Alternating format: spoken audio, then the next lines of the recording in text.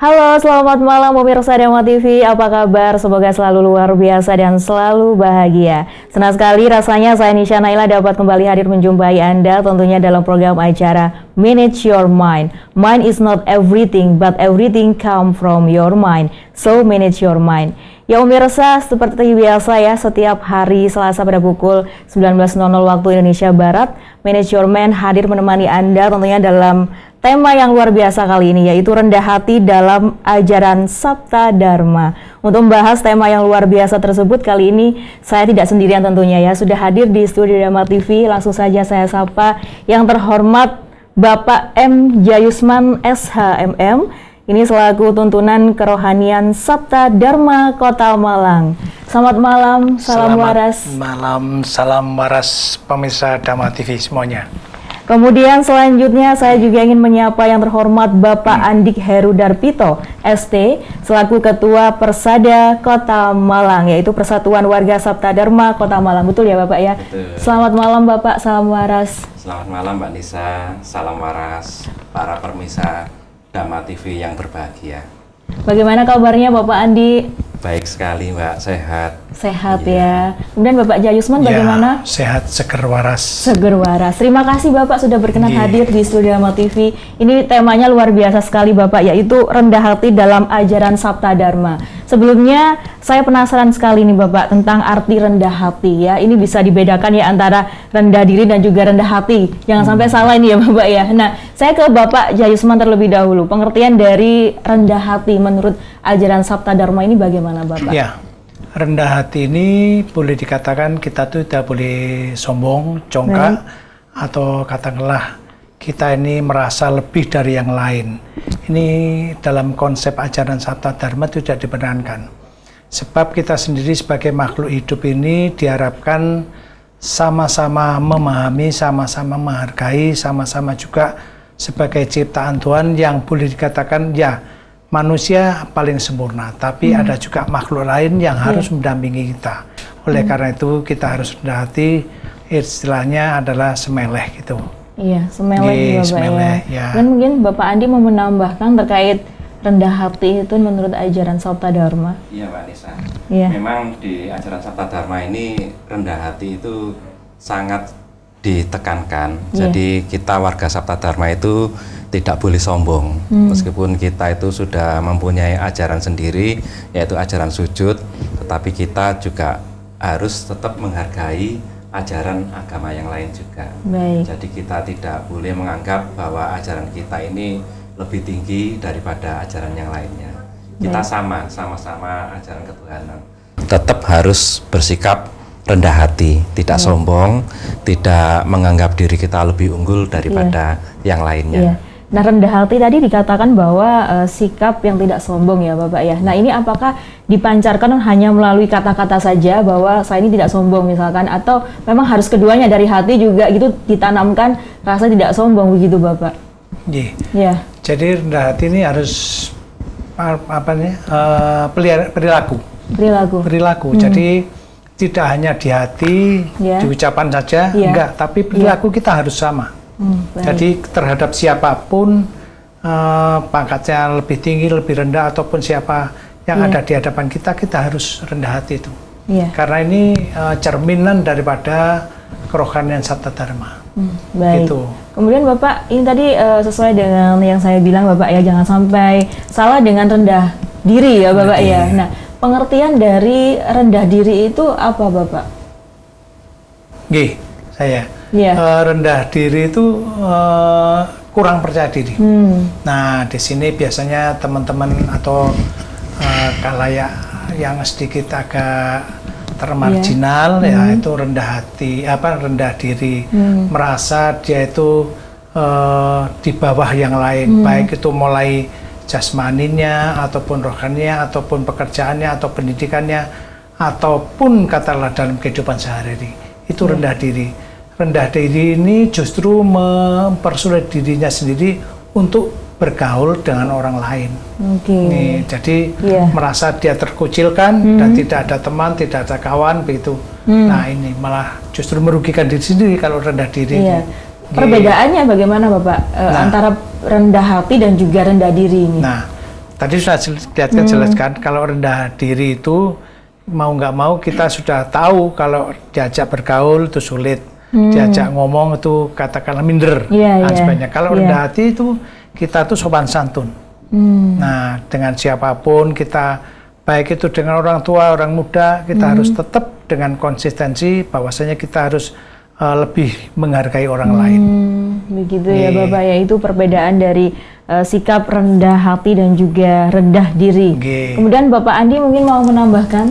Ya, tadi yang disampaikan Pak Jaisman itu sudah lengkap Mbak sebenarnya. Jadi kita kalau terhadap orang yang rendah diri, itu sikap kita tetaplah sama, kita hargai mereka.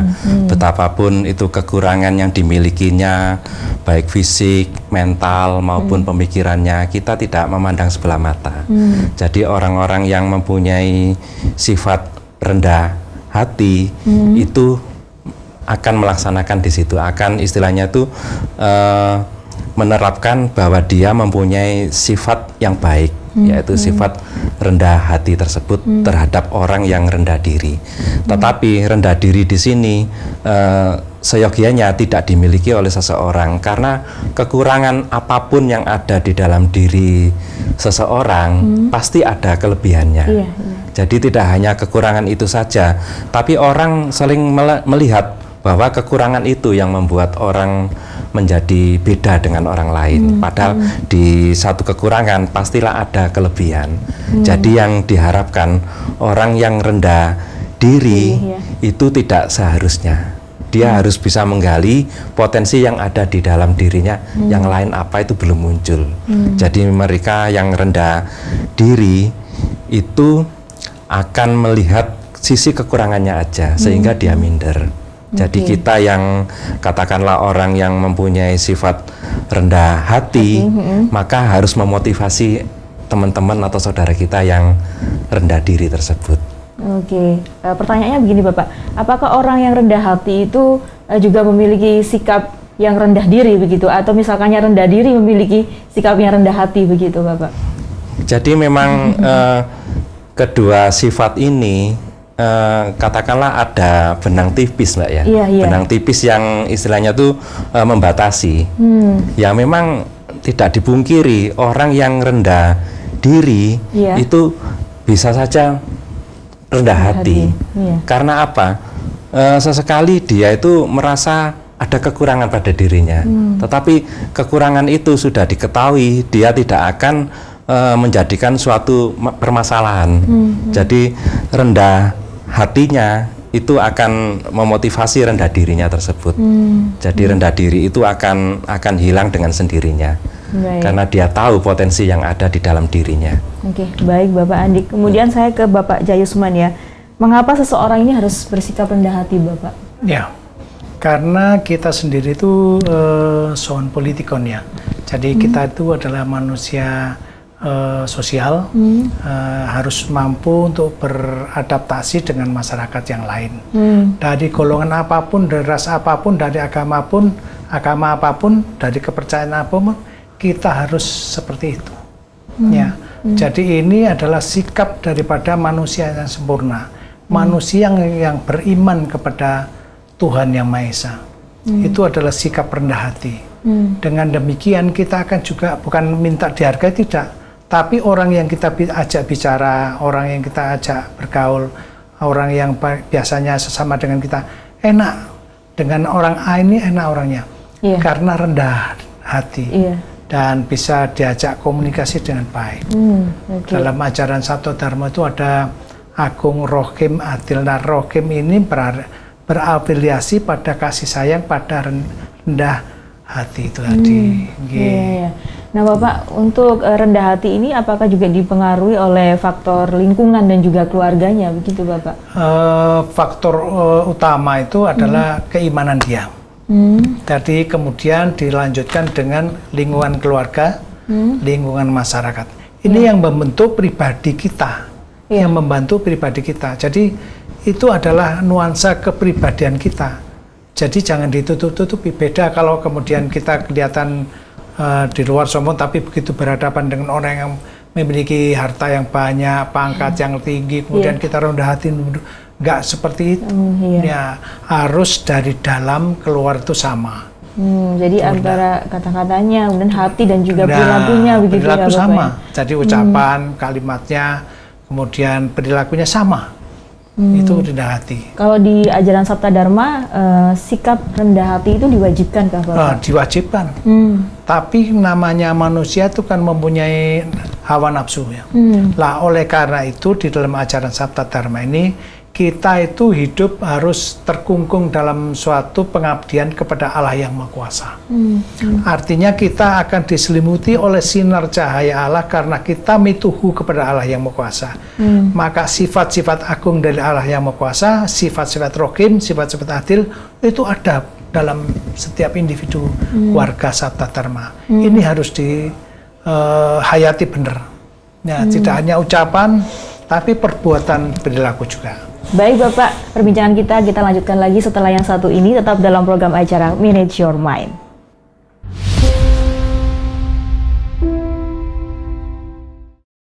Masih dalam program acara Manage Your Mind pemirsa, bersama saya Nisha Naila dan juga Bapak M. Jayusman SHMA, MM, dan juga Bapak Andik Heru ST. Ya Bapak, kita lanjutkan lagi ya Bapak Jayusman ya. Tadi saya bertanya tentang ini, rendah hati itu apakah dibentuk dari lingkungan keluarga ataupun lingkungan Bapak? Ya. Silakan dilanjutkan kembali. Ya, jadi kembali lagi saya katakan tadi bahwasanya rendah hati itu harus terbentuk dalam pribadi kita. Kemudian tingkat keluarga, tingkat masyarakat, dan juga tingkat pendidikan itu mempengaruhi. Ini yang biasanya ada di dalam ajaran Sabta Dharma, karena di dalam ajaran Sabta Dharma rendah hati ini adalah kunci pokok di mana kita bisa kemudian melakukan kegiatan-kegiatan dengan orang lain. Karena di dalam ajaran ini adalah ajaran ketuhanan, ajaran kerohanian, maka kita harus mengedepankan yang namanya rendah hati itu tadi. Kemudian apabila begini Bapak, apa yang menyebabkan seseorang tidak bisa berperilaku sikap rendah hati? Ini ada faktor internal dan juga eksternal. Nah, apa yang menyebabkan seseorang itu tidak bisa untuk rendah hati begitu? Ya, itu pengaruh daripada lingkungan pribadi juga bisa, lingkungan luar juga bisa. Kalau lingkungan dalam arti pribadi kita itu mungkin ada kekurangan di dalam pribadinya.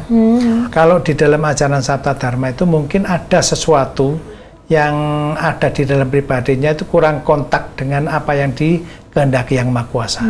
Sehingga dia dalam hatinya itu berontak. Contoh orang pemarah, ya kan? Seperti ini dan sebagainya. Ini harus di-manage benar-benar. Jadi dikelola karena kita diberikan kekuasaan oleh Allah yang Maha Kuasa itu. Agung, Rohim, Adil, Wasiso, Langgeng. Nah, Wasiso ini adalah kekuasaan.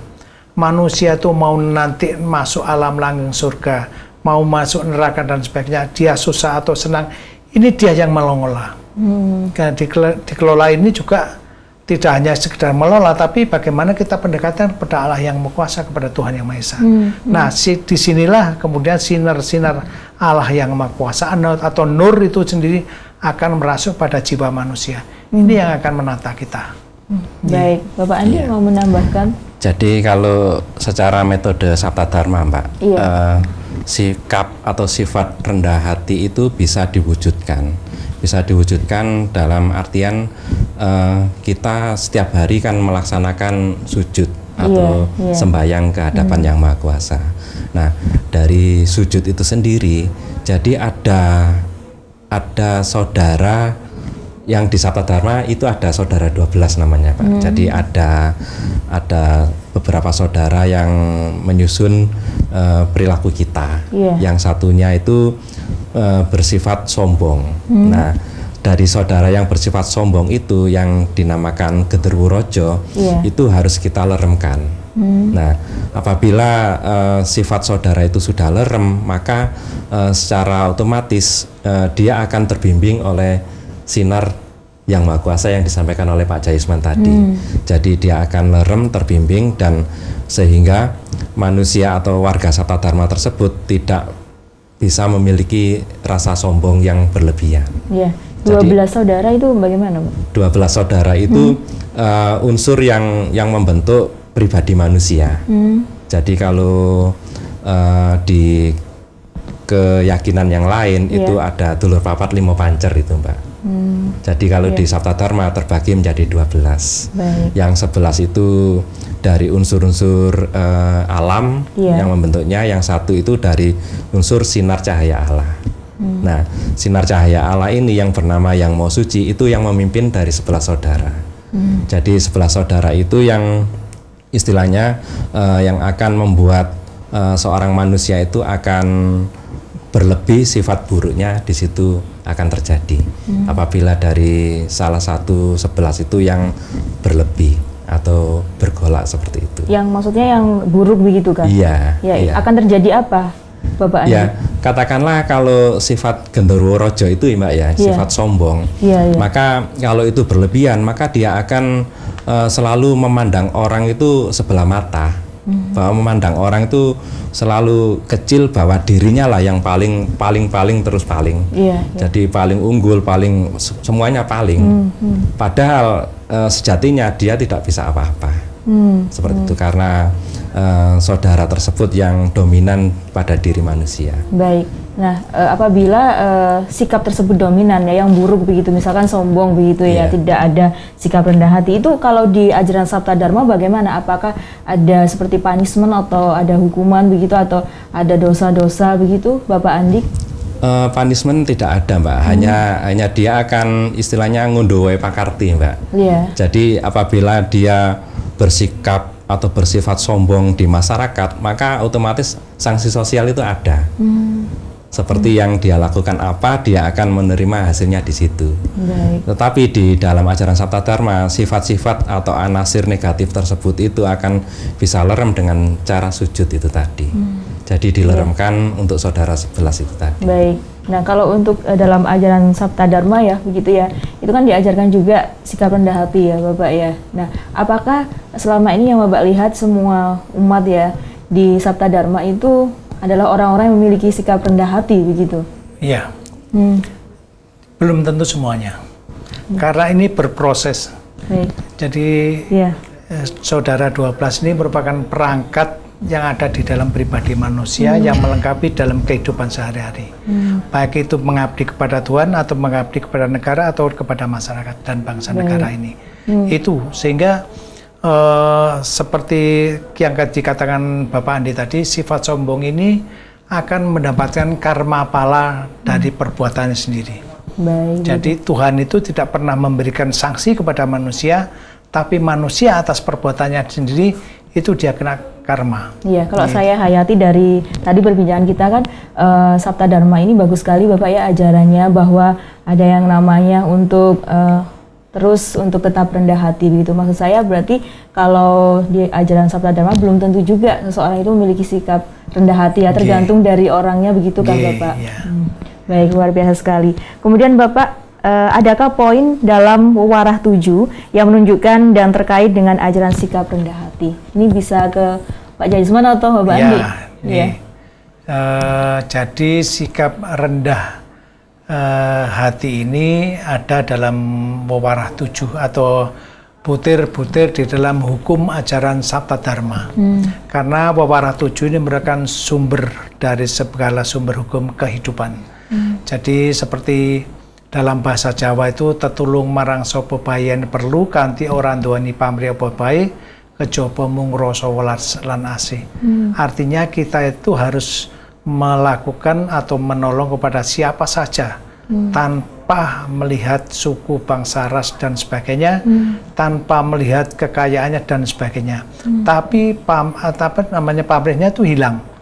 Nah, kita berdasarkan kasih sayang. Nah, kemudian wewarah yang nomor 6 itu tanduke dalam bahasa Jawa itu tanduke marang warga bebrayan kudu sisilo kanthi alusin buti pakarti tansah akahi pepadang lan marmin liang.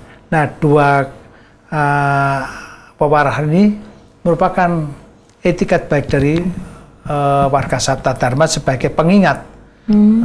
Tanduke itu kan berarti perilakunya terhadap orang lain harus susila. Nah, berdasarkan halusnya budi pakarti. Nah, itu. Makanya di Sabta Dharma di dalam simbol pribadi manusianya itu ditekankan ada nafsu budi pakarti. Nah, ini yang menjadikan kita tuh lebih nantinya sempurna di dalam kembali kepada Yang Maha Kuasa. Rendah diri penting sekali dalam kehidupan kita. Rendah hati. Rendah hati, mohon maaf ya, rendah hati. Rendah hati itu. Ya, baik, luar biasa sekali. Silakan. Jadi memang yang disampaikan Pak Ajais itu terkait dengan wara 7 itu dari 1 sampai 7 itu selalu terkait, Mbak. Jadi tadi yang pertama disebutkan oleh Pak Ajais, tetulung marang sapa wae yen perlu, itu wara nomor 4. Itu terkait dengan wara nomor 5, wani urip kanthi kapitayan saka kekuatane dhewe. Nah, kadang orang-orang atau warga Sabta Dharma yang sudah wani urip kanthi kekuatane dhewe, kadang-kadang kalau berlebihan maka dia akan merasa sombong, Pak. Karena dia sudah merasa berani, merasa sudah bisa mampu mengatasi sesuatu. Nah, ini kontrolnya di nomor 6. Tanduke marang warga bebrayan kudu susila itu tadi. Jadi kita bersikap bertingkah laku kepada sesama manusia itu harus susila. Harus halus budi pekertinya, sehingga apa yang diharapkan di ajaran Sabta Dharma untuk menjadi Satria Utomo itu akan terbentuk, karena manusia ini diharapkan mempunyai nafsu budi pakarti yang luhur.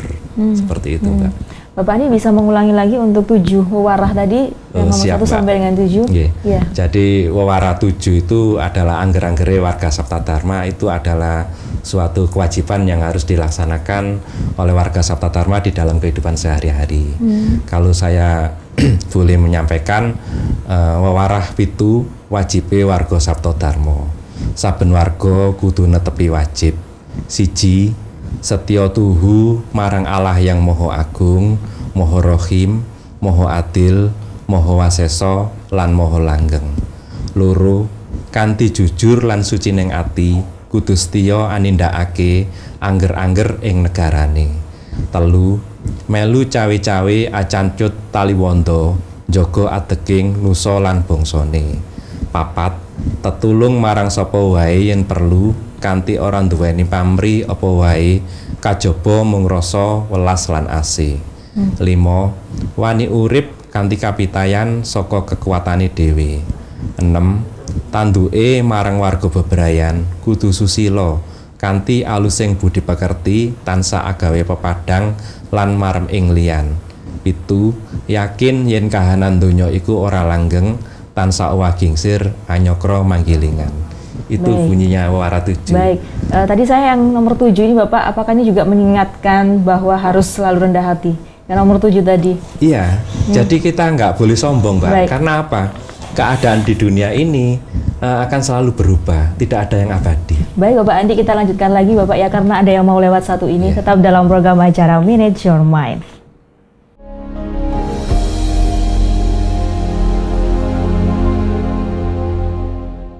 Terima kasih Anda masih bersama kami dalam program acara Manage Your Mind, pemirsa, bersama saya Nisha Naila, Bapak Jayusman dan juga Bapak Andik. Ya, kita lanjutkan lagi tadi ke Bapak Andik terlebih dahulu ya. Jadi ada 7 wewarah begitu ya, dan salah satunya yang tadi nomor 7 tadi Bapak Andik bisa dijelaskan terkait dengan harus memiliki sikap rendah hati. Silahkan kepada pemirsa Dharma TV. Jadi wara yang nomor 7 itu yakin bahwa keadaan di dunia ini itu tidak ada yang abadi. Baik. Jadi untuk sifat manusia atau apapun yang dimiliki manusia, katakanlah orang itu berlebih hartanya sehingga dia bisa sombong, bahwa yakinlah bahwa itu hanya sementara. Jadi tidak ada yang abadi di dunia ini, karena sesuai yang kami yakini di ajaran Sabta Dharma, utamanya di wara 7, yakin bahwa keadaan apapun yang di dunia ini selalu owah gingsir, selalu berubah. Kita tidak selalu di atas, kadang di tengah, kadang di bawah, kadang ke tengah lagi, kadang ke atas lagi. Jadi selalu berputar, Mbak. Jadi kahanan dunia ini tidak langgeng. Seperti itu. Bapak. Kemudian apabila ada begini ya Pak ya, situasi begitu yang seseorang itu awalnya belum sukses begitu ya, kemudian dia memiliki sikap rendah hati, kemudian suatu ketika roda itu berputar Bapak, kemudian dia sukses gitu, kemudian ini sikap rendah hatinya itu tidak ada gitu, atau tidak memiliki sikap rendah hati. Nah itu menurut Bapak bagaimana? Apakah itu terkait dari hawa nafsu begitu, ataukah tidak menyadari bahwa di dunia ini tidak ada yang abadi begitu, Bapak Andi? Nanti Pak Jasman menambahkan ya. Jadi terkait hal itu memang benar sekali, Mbak. Kadang-kadang manusia itu lengah. Karena apa? Anasir dari 11 saudara itu yang mengganggu. Dia sudah tercukupi kebutuhan hidupnya, mobilnya banyak, rumahnya banyak, seperti itu ya. Tetapi dia tidak bisa mengendalikan salah satu dari sifat saudara yang tidak baik itu, maka dia akan terbawa. Meskipun pada awalnya dia itu orang yang baik, orang yang rendah hati, orang yang ramah tamah, akan tetapi dia diuji dengan kelebihan seperti itu, maka dia akan melambung. Lah melambung ini dia harus kontrol. Nah, ini siapa yang mempengaruhinya? Kalau di Sabta Dharma seperti itu, Mbak. Kita introspeksi ke dalam. Dari 11 ini siapa yang bergolak? Nah, caranya nanti di sujud itu akan diketahui. Baik. Maka getaran yang negatif itu akan nampak. Nah, disitulah tata cara sujud itu meleremkan dari 11 saudara itu, agar tidak bergolak, agar tidak sombong, agar tidak merendahkan orang lain. Dengan hasil apa namanya itu yang sudah berlimpah seperti itu, dia akan biasa-biasa saja. Dia akan meyakini bahwa ini hanya titipan, hanya sementara. Tidak ada yang abadi, seperti itu, Mbak. Luar biasa sekali, Bapak Andi. Saya ke Pak Jasman mungkin bisa ditambahkan. Iya. Jadi kita dalam ini harus waspada. Jadi harus bisa mesu diri, mengingat bahwasanya kuasa manusia itu lebih tinggi dari yang lain. Itu pandangan mereka. Tapi ada kuasa yang lebih tinggi lagi, yakni kuasa Tuhan.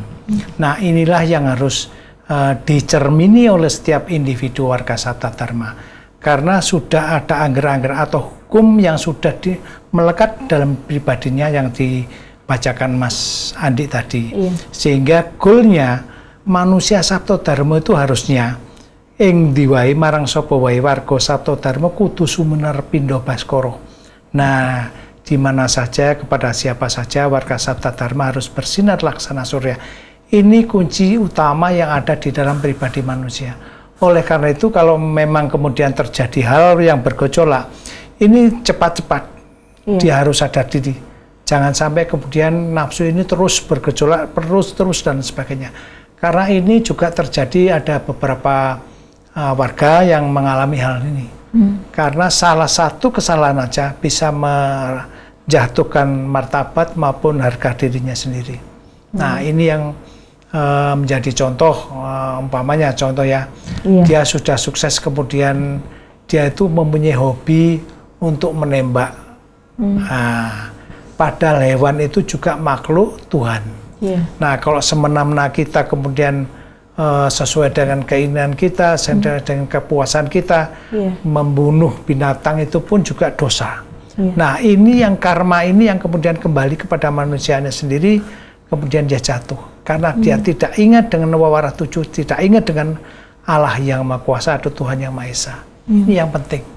Jadi waspada itu penting. Selalu waspada dan sadar diri begitu, Bapak ya. Harus tahu diri. Kemudian saya ini menyambung ke sujud tadi, Bapak ya. Pertanyaan saya selanjutnya adalah, apakah dalam prosesi sujud juga bisa menjelaskan dan menggambarkan tentang ajaran sikap rendah hati? Mohon dijelaskan lebih detail begitu, Bapak, untuk ajaran ini. Karena begini, ketika orang itu sujud itu kan menghadap kepada Allah yang Maha Kuasa, kepada Tuhan. Berarti semua nafsu itu harus lerem. Kita hanya satu yang bisa berhubungan dengan Tuhan, itu yang Maha Suci. Nah, dalam konteks sujud ini kita tidak bisa kemudian semena-mena 5 menit, 10 menit, 20 menit, nggak bisa. Jadi kita harus menenteramkan seluruh anasir yang ada di dalam pribadi kita. Artinya 11 saudara kita harus lerem. Jadi sifatnya 0, kita meneng-heneng gitu. Jadi suasana kita itu harus meneng betul, tidak ada suara, tidak ada apa-apa. Nah, ini proses menuju kawaningan ini, menuju bagaimana kita bisa tunung kepada Allah yang Maha Kuasa. Jadi yang Maha Suci ini akan menyambung kepada yang Maha Kuasa, dan kita akan menerima petunjuk dari Allah yang Maha Kuasa. Inilah yang kemudian menjadikan kita itu rendah hati, kemudian kita semeleh dan menghargai setiap makhluk yang ada di dunia ini. Itu yang menjadi cerminan warga Sabta Dharma, yang seyogianya harus dilakukan oleh warga Sabta Dharma setiap saat. Jadi suasana bergejolak ini bisa kita redam sedini mungkin. Nah itu. Dengan sujud itu. Dengan sujud ini. Nah kalau di ajaran Sabta Dharma untuk tata cara sujudnya itu seperti apa, Bapak Jayusman? Oh ya. Jadi kalau kita jelaskan secara rinci begitu memang agak detail ya. Jadi kita tuh bersila, kalau laki-laki, kalau perempuan tuh tempuh, tangannya tuh sedang begini ini. Nah kemudian kita memandang satu titik di kain sanggar yang segi 4 begini, ukuran 1 meter 1 meter. Nah kita mengatur nafas, tenang, jangan sampai kemudian kita ada pikiran yang keluar. Nonton TV, lihat, dengar ini dan sebagainya. Itu harus kita leremkan, kita tenteramkan. Kalau kita sudah tenteram ini berarti kita sudah heneng. Artinya heneng itu meneng. Nah setelah meneng ini baru ada rasa di dalam pribadi kita itu tenang. Nah baru kita akan menutup mata itu ya, dengan istilahnya ada dalam Sabta Dharma itu getaran kasar. Dari getaran kasar menuju kemudian kita menutup mata. Dari menutup mata ini kemudian kita mengucap asma 3, Allah yang Maha Agung, Allah yang Maha Rohim, Allah yang Maha Adil.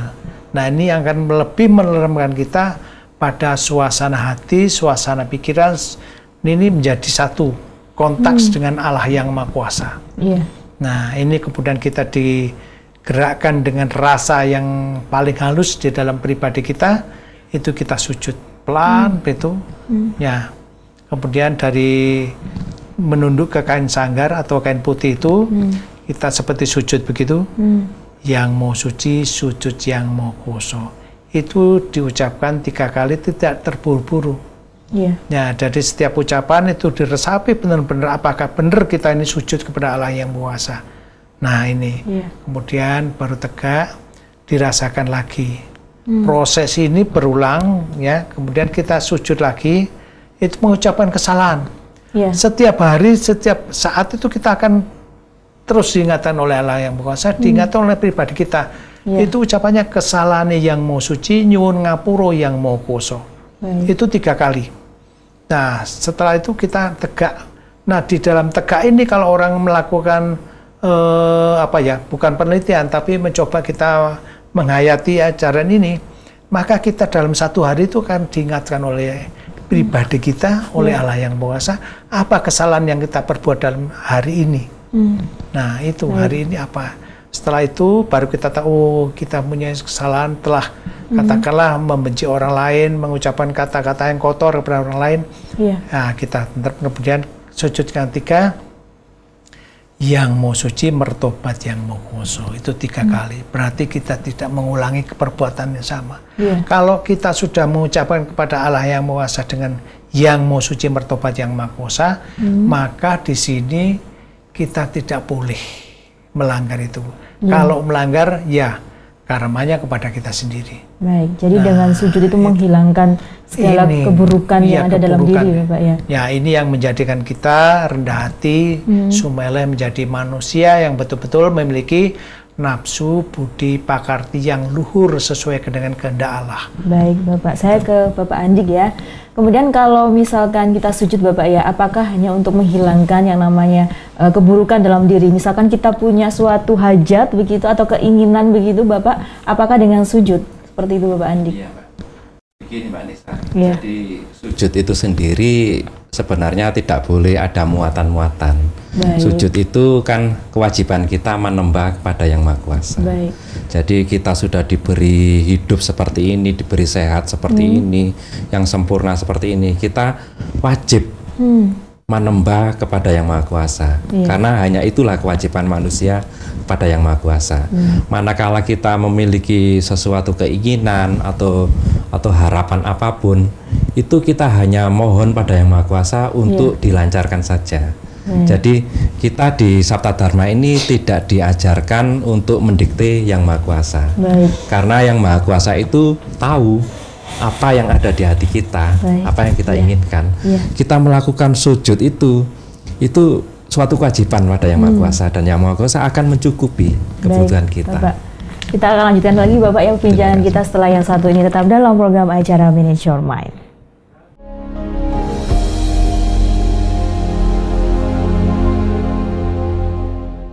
Masih dalam program acara Manage Your Mind. Mind is not everything, but everything come from your mind. So, manage your mind. Bersama saya Nisha Naila, Bapak Jayusman, dan juga Bapak Andik yang akan membahas tema yaitu rendah hati dalam ajaran Sabta Dharma. Tidak terasa waktunya hampir pukul 8 malam. Tapi pertanyaannya saya ini masih banyak, Bapak ya. Iya. Kita lanjut lagi Bapak Andik terkait dari ajaran Sabta Dharma. Kalau misalkan kita mau sujud itu tidak boleh ada suatu muatan-muatan begitu ya, harus ikhlas begitukah Bapak Andik?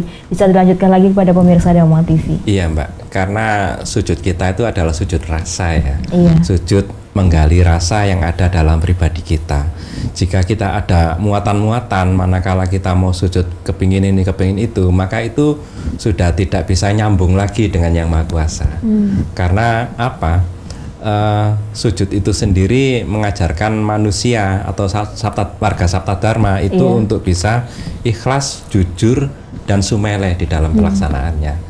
Manakala kita ada muatan, berarti kita ada keinginan yang istilahnya itu harus disampaikan pada Yang Maha Kuasa, dan itu pun tidak bisa sampai. Karena apa? Yang Maha Kuasa itu mengerti apa yang ada dalam hati kita. Kita tidak minta apapun, Yang Maha Kuasa akan mencukupi. Asalkan kita sebagai warga Sabta Dharma itu melakukan kewajibannya itu. Iya. Seperti itu. Kewajibannya Pak. dengan manembah yang benar itu tadi. Jadi di Sabta Dharma itu diwajibkan setiap warga itu minimal sekali dalam waktu 24 jam. Tapi itu pun sujud yang benar-benar emat. Benar-benar emat sesuai rasa yang digalinya selama dalam pelajaran sujud penggalian tersebut. Jadi ada tata caranya Mbak, sujud Dosowarso itu. Jadi sujud ke hadapan Yang Maha Kuasa itu adalah sujud yang diturunkan oleh Yang Maha Kuasa kepada Bapa Panuntun Agung Sri Kutomo. Itu sujud rasa. Ya, terima kasih Bapak Andi untuk wawasannya Bapak ya. Kemudian saya juga ingin tanya, ciri-ciri rendah hati ini menurut ajaran Sabta Dharma bagaimana Bapak Jayusman? Ya. Ciri-ciri rendah hati di dalam kehidupan manusia Sabta Dharma itu tadi sudah tercermin di dalam Waratuju maupun Sesanti itu. Jadi, karena di dalam ajaran Sabta Dharma kalau kita sudah meyakini ajaran ini, maka kita hanya wajib saja. Jadi Tuhan atau Allah Yang Maha Kuasa itu telah menurunkan wahyu kepada Bapa Panuntun Agung Sri Kutomo selaku penerima wahyu dari Allah Yang Maha Kuasa itu wajibing warga Sabta Dharma. Saben warga kudu netepi wajib. Yang mengharuskan manusia itu menetapi wajib ini adalah Allah Yang Maha Kuasa. Bukan Bapa Panuntun Agung Sri Kutomo, bukan siapapun, tapi dari Allah kepada kita. Nah, oleh karena itu kita di dalam kehidupan sehari-hari ini apakah mampu untuk menjembatani ini? Kalau kita tidak mampu menjembatani ini, maka kita akan gugur menjadi warga Sabta Dharma. Artinya kehidupan kita dalam perilaku rohani maupun perilaku jasmani akan porak-poranda. Karena kita mengingkari hukum Tuhan. Nah itu. Nah konsekuensi logis ini akan diterima. Nah, itu. Maka kitalah yang harus mampu untuk bisa memanage seluruh pribadi kita, anasir-anasir yang ada di dalam pribadi kita ini sendiri. Terima kasih Bapak. Saya ke Bapak Andik. Bagaimana hidup yang mencerminkan sikap rendah hati menurut ajaran Sabta Dharma? Bagaimana Bapak Andik? Jadi ajaran Sabta Dharma sudah mengajari tata cara hidup kita harus berpatokan pada Waratuju itu sendiri. Jadi itulah rambu-rambu kita sebagai warga Sabta Dharma. Di situ memang tidak ada larangan, Mbak. Tidak ada larangan, tapi hanya suatu kewajiban. Jadi warga Sabta Dharma itu hanya memiliki kewajiban-kewajiban yang harus dilaksanakan sesuai dengan Waratuju itu sendiri. Jadi untuk kehidupan sehari-hari maka patokannya ya di Waratuju itu. Itu aturannya yang istilahnya mengikat perjalanan hidup dari warga Sabta Dharma. Misalkan mau ini sesuai enggak dengan Waratuju? Apabila saya seperti ini ke orang lain, kira-kira melanggar nggak? Seperti itu. Jadi tidak ada larangan, tapi kita patokannya di situ. Begitu Bapak ya. Ini saya juga mau bertanya terkait contoh yang ada di masyarakat begitu Bapak Andi ya. Misalkan ada seseorang itu dipuji begitu ya. Dipuji karena mungkin kecantikannya, pangkatnya, dan lain sebagainya. Nah, sikap rendah hati yang benar itu menunjukkannya seperti apa Bapak? Misalkan dipuji begitu, apakah cukup dengan berterima kasih begitu atau oh enggak kok, enggak gitu misalkan seperti itu, atau bagaimana Bapak Andi? Jadi sebagai warga Sabta Dharma itu harus menyadari Mbak bahwa itu semua tidaklah abadi, hanya sementara. Jadi terkait lagi di wara nomor 7 tadi, yakin kahanandonya itu orang langgeng. Nah, cantik ataupun ganteng itu hanya sementara saja. Kalau sudah tua, apakah sudah nampak cantiknya, gantengnya? Seperti itu kan, kan selalu berubah. Betul. Nah, jadi kita sebagai warga Sabta Dharma, maka itu tidak menjadi suatu kesombongan yang berlebih. Oke lah, kita nampakkan itu suatu kelebihan kita, tapi ya sewajarnya saja. Jadi saya sampaikan tadi bahwa sifat-sifat yang ada di dalam pribadi itu akan terkontrol dengan sendirinya dengan cara sujud itu sendiri. Apabila kita dipuji seperti itu, ya kita menerima pujian itu, kita menerima pujian itu, tapi juga kita introspeksi. Ini sebagai ujian juga sebagai apa namanya itu motivasi untuk yang lainnya, untuk rekan-rekan yang lainnya itu bagaimana seperti itu. Ya, sikap kita bagaimana Bapak? Apakah cukup dengan berterima kasih begitu, mengucapkan terima kasih, atau bagaimana sikap yang benar menurut ajaran Sabta Dharma? Ya otomatis kalau kita dipuji ya kita mengucapkan terima kasih atas pujiannya. Kita kan harus membalas kebaikan orang lain tersebut. Tetapi kita tidak sombong, tidak berlebih gitu Mbak. Jadi biasa-biasa saja ya apa namanya itu mengalir gitu aja. Jadi ndak apa namanya itu nggak apa terlalu melambung lah. Karena kita tahu di pribadi kita yang membuat melambung itu apa, itu kita kendalikan. Jadi kita tetap berterima kasih dan berbuat baik pada orang yang telah memuji kita. Baik, luar biasa sekali Bapak Andi. Saya ke Bapak Jayusman ya. Misalkan ada seorang itu yang memiliki kelebihan harta begitu ya, atau pangkat begitu istilahnya Bapak. Nah, ini untuk menunjukkan sikap rendah hati yang konkret itu bagaimana Bapak di lingkungan? Jadi kalau kita umpamanya saya gitu memiliki harta, kekayaan dan sebagainya. Nah, kita harus tetap berpedoman bahasanya apa yang kita terima, apa yang kita miliki ini adalah dari pemberian Allah yang Maha Kuasa, pemberian dari Tuhan Yang Maha Esa. Semuanya ini tidak akan langgeng. Tadi disampaikan oleh Mas Andi seperti itu. Karena anyokro manggilingan itu pasti. Sekarang orang tuanya bisa kaya, bisa punya harta banyak, tapi keturunannya belum tentu bisa memiliki harta kekayaan semacam ini. Oleh karena itu, dalam pribadi manusia itu harus ada rasa syukur kepada Allah yang Maha Kuasa. Inilah yang menjadikan kita itu menjadi orang yang betul-betul menikmati dari apa pemberian dari Allah yang Maha Kuasa, apa yang menjadi kuasa Allah. Ini yang akan menjadi kita langgeng, harta ataupun juga kekayaan ini akan bisa dinikmati oleh anak cucunya, oleh anak cucu kita semuanya. Ini rasa syukur ini harus kita tanamkan kepada pribadi kita, utamanya kepada anak didik kita, anak cucu kita, siapapun yang menjadi warga kita sendiri. Ini harusnya demikian. Dengan demikian kita akan menjadi orang yang betul-betul memiliki keadaan rendah hati ini. Mensyukurinya itu bisa dalam bentuk apa, Bapak Jayusman? Kalau saya secara pribadi atau manusia dalam kurun keseluruhannya, jadi rasa syukur ini kita tunjukkan dalam satu, berlaku dengan keluarga, berlaku dengan orang lain, dengan masyarakat, atau dengan katakanlah dengan aparatur dan sebagainya.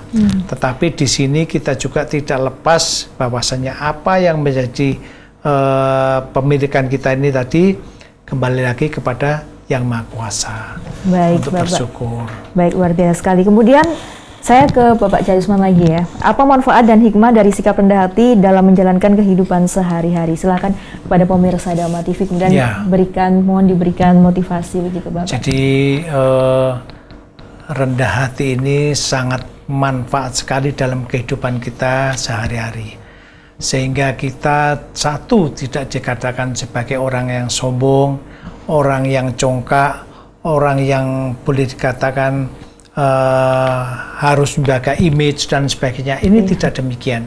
Maka kita harapkan kita harus mampu untuk mengendalikan pribadi kita sebaik mungkin dengan selalu bersujud kepada Allah yang Maha Kuasa, agar kita selalu dalam kehidupan sehari-hari itu selalu dibimbing oleh Allah yang Maha Kuasa, diberikan pencerahan oleh Allah yang Maha Kuasa, diberikan petunjuk oleh Allah yang Maha Kuasa, sehingga kehidupan kita ini nanti sampai ke alam langgeng itu betul-betul sempurna sesuai dengan arahan manusia, bahwasanya arahan Tuhan, bahwasanya manusia harus memiliki nafsu, budi, pakarti yang luhur.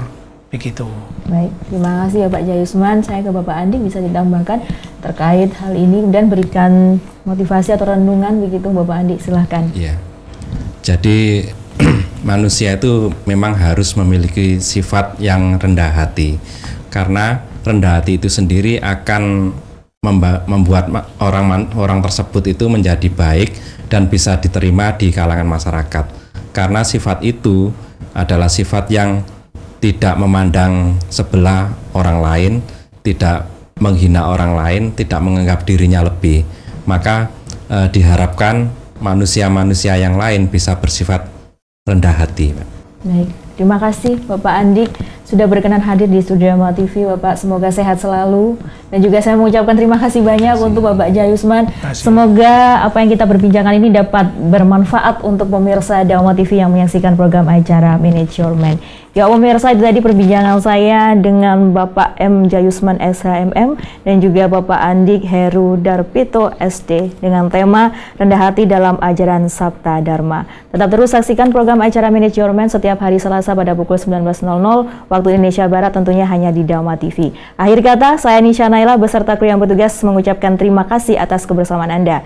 Dharma TV, selalu damai di hati. Selamat malam dan sampai jumpa.